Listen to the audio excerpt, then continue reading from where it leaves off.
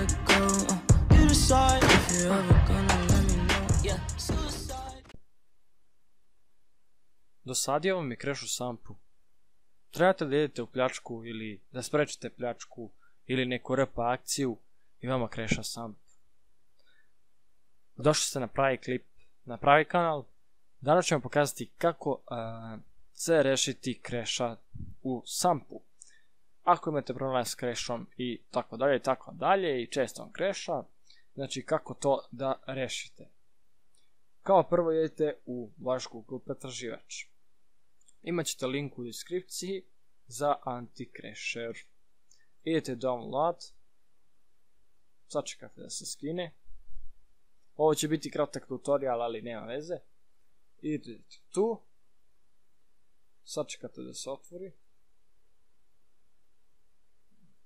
Otvorite ovo, prebacite ovo na desktop.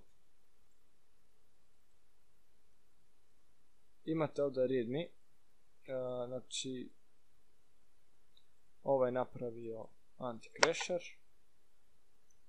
Imate anti-crasher txt i anti-crasher cs. Šta je potrebno? Potrebno je da imate Cleo. Ja sam snimio kako skinuti Cleo i isto ćete imati link u deskripciji. Taj klip traje 2 minuta, ja mislim. Znači kako da skinete Cleo i kako da ga bacite u Samp.